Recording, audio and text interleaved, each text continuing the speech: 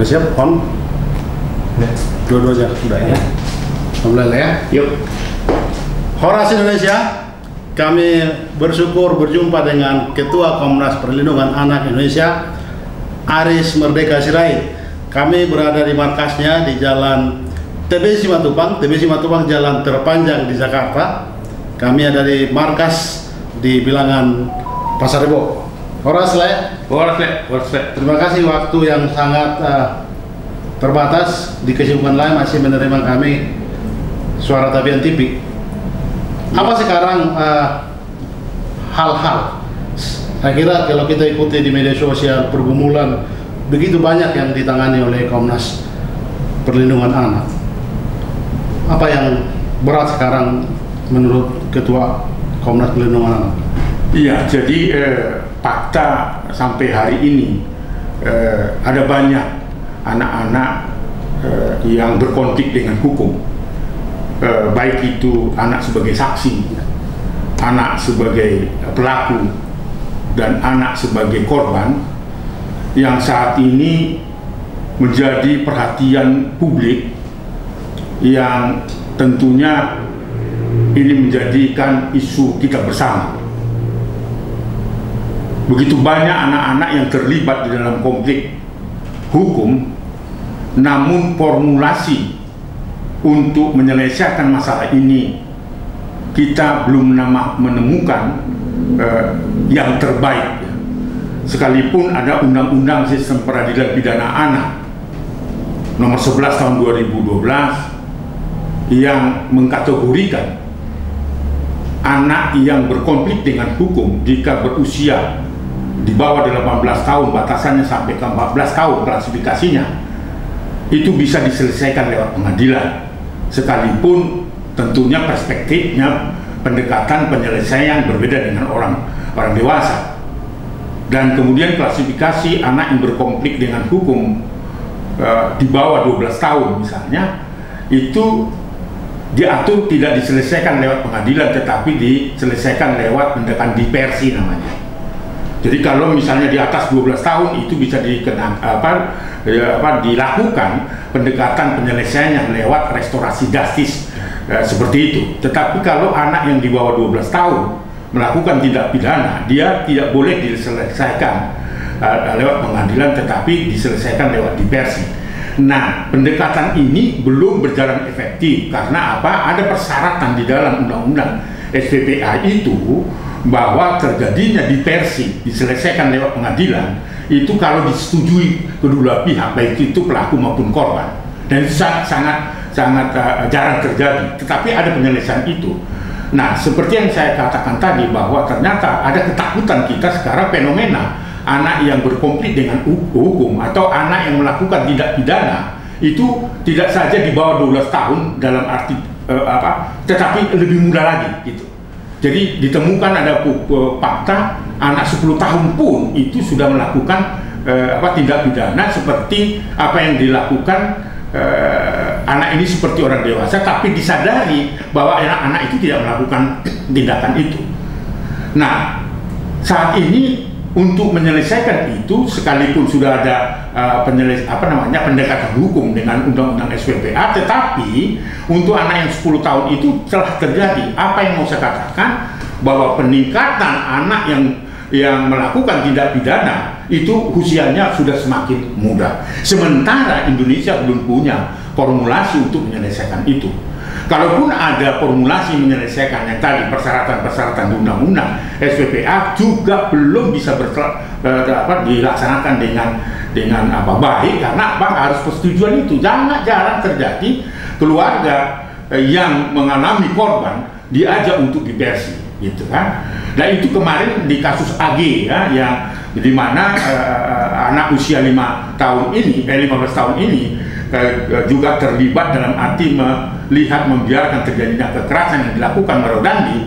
Nah, itu kan penyelesaiannya sebenarnya lewat restorasi, ya kan? Tetapi pidana tetap jalan begitu. Jadi saat ini kita sedang disibukkan dengan itu, dan kemudian saya sudah hampir 3 bulan ini roadshow ke daerah-daerah untuk mengumpulkan data-data, baik itu di polres-polres yang sudah menangani perkara anak berkonflik dengan hukum, tetapi juga di data-data atau penanganan yang dilakukan oleh sahabat-sahabat kita di berbagai provinsi ini untuk mengumpulkan fakta-fakta bagaimana fenomena anak yang berkonflik dengan hukum atau anak pelaku tindak pidana, batasan-batasan usia termasuk kepada pemerintah dan sebagainya. Sudah hampir 3 bulan ya, tadi malam saya baru kembali dari Medan dan bertemu dengan Bapak Kapolda Sumatera Utara karena ada beberapa kunjungan, saya kira kalau tidak salah 5 kabupaten dan 5 polres yang saya kunjungi, dan berakhir kemarin saya bertemu dengan Pak Kapolda karena itu di wilayah hukum Sumatera Utara sebagai contoh yang akan kita bahas di Balik nanti, atau katakanlah data-data itu kita bisa sumbangkan ke Balik untuk mencari formulasi itu. Itu kesibukan yang sekarang membuat saya kontak manting ke beberapa daerah, dan besok nampaknya saya harus ke Jambi karena ada anak yang dipolisikan atau dikriminalisasi oleh wali kota Jambi hanya karena melakukan kritik terhadap kebijakan dari wali kota Jambi. Padahal kita tahu bahwa itu adalah hak anak untuk didengar pendapatnya, bukan justru dihukum karena di situ tidak ada unsur pidananya. Jadi itu sebenarnya rangkaian yang saat ini yang kita sedang kerjakan. Sepertinya kita jadi merasa kita sendiri Suara Tapian tentu tidak banyak berbuat sebagai media kecil. Kita buat kanal juga Anak Indonesia, memang tidak tiap waktu kita bisa buat berita tentang Komnas Perlindungan Anak, tapi mengapresiasi apa yang dikerjakan Komnas Perlindungan Anak itu, kita buat kanal Anak Indonesia di suaratapian.com. Kita melihat walau sudah banyak dikerjakan Komnas Perlindungan Anak, tapi makin banyak pekerjaannya. Apa yang terjadi sebenarnya masalah anak di Indonesia ini? Ya, itu yang menjadi tantangan yang utama ya, karena ternyata persoalan anak itu tidak henti-hentinya dan bahkan terus meningkat, sekalipun kita sudah tangani bersama-sama tentunya banyak stakeholder ya, baik itu penegak hukum, baik itu pemerintah dan sebagainya, tetapi fenomena pelanggaran terhadap anak justru semakin meningkat. Saya nggak tahu apa yang terjadi, itulah yang maka saya ingin terus roadshow ke daerah-daerah untuk betul-betul mengetahui fakta-fakta sesungguhnya, apa penyebab dan apa faktor anak-anak ini justru melakukan tindak pidana seperti orang dewasa. Ada apa? Nah, inilah yang kita ingin cari. Datanya sudah ada, tetapi formulasi untuk menangani perkara itu belum kita temukan ya. Saya nggak tahu kalau ada orang sudah bisa menemukan formulasi menangani anak-anak yang berkonflik dengan hukum atau anak melakukan tindak pidana dengan usia di bawah 12 tahun. Sekalipun SPPA sudah ada, tapi itu belum bisa digunakan sebagai formulasi menyelesaikan masalah itu, karena itu tadi harus ada kesepakatan, ada persetujuan antara pelaku dan korban. Nah, sementara anak-anak yang melakukan tindak pidana seperti itu bukan di dalam kesadarannya. Ketika kita interview ya, ketika anak itu bertemu dengan kita, dia tertawa saja, bahkan dia lupa apa yang dilakukan gitu. Lalu bagaimana? Padahal korban ada yang sudah mengalami bahkan sampai meninggal dunia loh. Karena apakah dia sengaja menikam, membunuh, tidak gitu loh. Tetapi ketika dia main-main dan sebagainya, tertusuk gitu kan. Nah, di dalam undang-undang sistem peradilan pidana itu kan sudah artinya melakukan tindak pidana. Formulasi apa yang harus dilakukan? Anak-anak itu hanya bermain-main gitu. Mungkin dia mau ngambil daun pakai pisau, dan kemudian bercanda, kemudian anak lari dan sebagainya, tertabrak tapi tertusuk begitu kan. Atau dengan bermain-main karena dia mengimitasi apa yang dia lihat di televisi atau dia lihat di YouTube dan sebagainya. Dia coba-coba, dia bermaksud dia tidak membunuh, tapi bermain-main tapi tertusuk misalnya. Nah, formasi apa yang kita gunakan terhadap ini? Karena dalam sistem peradilan pidana itu sudah di dalam kategori itu. Nah, sementara anak itu meninggal, apakah bisa damai ini? Nah, itulah. Nah, tetapi ini tentu harus dibangun kesadaran ya, bahwa itu bisa diselesaikan. Bagaimana kita menggunakan perspektifnya adalah perlindungan anak itu. Di poin perlindungan anak ini, saya teringat 3 tahun lalu sebelum pandemi saya wawancara bagaimana lain mengungkap fakta data di kawasan Danau Toba. Tapi sesungguhnya kan bukan hanya kawasan Danau Toba kurang melindungi anak-anaknya. Soal perlindungan anak, saya masih ingat Lai begitu berjuang dengan Komnas Perlindungan Anak agar hukum kebiri itu dilakukan, termasuk orang dewasa yang melakukan pelecehan seksual ke anak-anak. Tapi banyak kontroversi waktu itu karena sisi kontroversinya, kalau di kebiri manusia itu kan punya hasrat nafsu biologisnya, kalau itu hilang dia tidak lagi manusia utuh begitu. Tapi apapun itu kemudian pemerintah kan terima juga di kebiri. Tapi sepertinya itu pun dilakukan tidak menyelesaikan persoalan anak di Indonesia. Iya, jadi ini memang fakta ya. Jadi bahkan ada satu keputusan di Pengadilan Negeri Bandung terhadap seorang ustadz yang melakukan kejahatan seksual terhadap 13 santrinya sampai hamil dan sebagainya di pengadilan tingkat pertama, di mana JPU menuntut hukuman mati, tetapi tidak dikabulkan di Pengadilan Negeri di Bandung atau Jawa Barat. Ya. Itu tidak memenuhi tuntutan JPU dan hanya dikenakan hukuman seumur hidup. Nah, kemudian Kajati dalam hal itu yang memimpin JPU itu dia menaik banding ke pengadilan tinggi. Nah, di pengadilan tinggi justru dihukum mati gitu loh. Nah, sampai seperti itu. Nah, tetapi ternyata itu tidak menjadi efek jerah. Nah, sampai hari ini saya sedang menangani lebih dari 13 kasus yang ada di Ponpes yang berlandaskan agama dan sebagainya, melakukan tindakan yang sama. Padahal dia tahu bahwa itu adalah hukuman mati gitu. Itu artinya apa? Hukuman mati juga ternyata tidak menyelesaikan masalah itu. Nah, saya terus belajar ke Sumatera Utara, khususnya di Toba gitu ya. Banyak kasus-kasus kejahatan seksual dalam bentuk inseks dan sebagainya, dan dilakukan berulang-ulang. Bahkan itu dilakukan oleh orang terdekat, bukan hanya sekedar orang tua atau ayah kandung biologis, tetapi ada tulangnya, ada opungnya, ada itonya, ada amang borunya. Itu terjadi di yang menjadi miris hati kita di Toba. Tetapi dengan hukuman 12 tahun, 20 tahun yang ada putusan di pengadilan negeri di sana. Tetapi juga masih terjadi kemarin juga, misalnya ada penarik beca melakukan kejahatan seksual pada putrinya umur 3 tahun misalnya kan. Dan ternyata memang ini justru sebenarnya persoalannya seperti fenomena gunung es.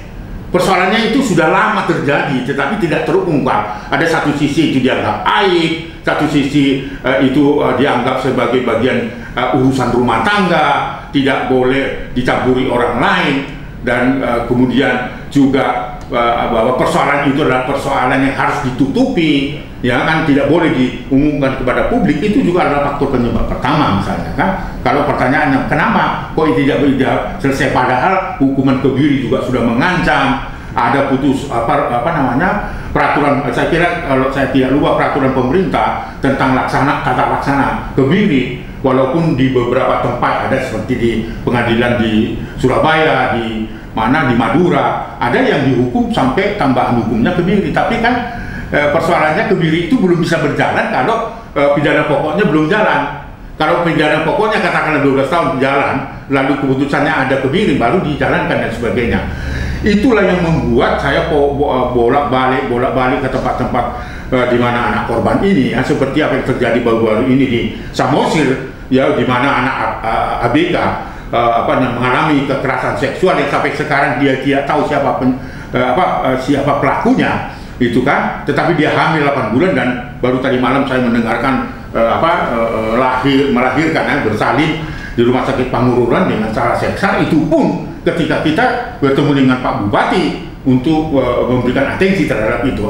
Apa yang saya maksud cerita ini di berbagai tempat, termasuk bagaimana kita memperjuangkan agar kasus-kasus pelanggaran anak itu bisa diatasi dengan baik. Capek rasanya, tetapi ya karena ini sudah menjadi tanggung jawab, keterpanggilan saya pribadi yang difasilitasi oleh organisasi Komnas Perlindungan Anak gitu.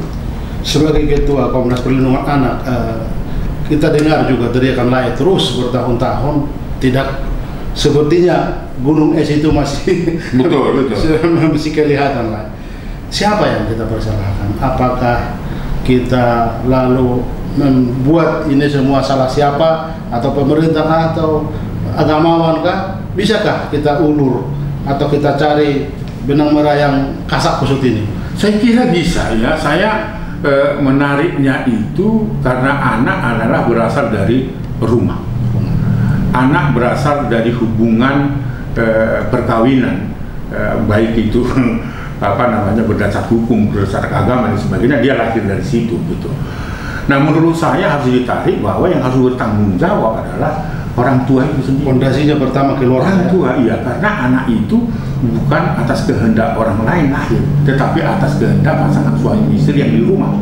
Ya, apapun status perkawinannya, dia lahir dari situ. Oleh karena itu yang bertanggung jawab adalah sepenuhnya orang tua itu. Nah, tentunya yang harus bertanggung jawab untuk pengasuhan, perbaikan dan sebagainya orang tua. Nah, saya melihatnya gagal di situ. Gagal, pola asuh yang salah di situ. Dengan perkembangan teknologi sekarang semakin runyam pengasuhan anak yang terjadi di tengah-tengah kehidupan masyarakat. Bukan saja hanya di kalangan menengah bawah, di menengah atas juga. Itu artinya persoalannya ada di situ. Yang perlu kita persalahkan di situ. Ada pola pengasuhan yang salah yang diterapkan di dalam rumah itu, apalagi dipengaruhi oleh tadi ada teknologi, faktor kemiskinan,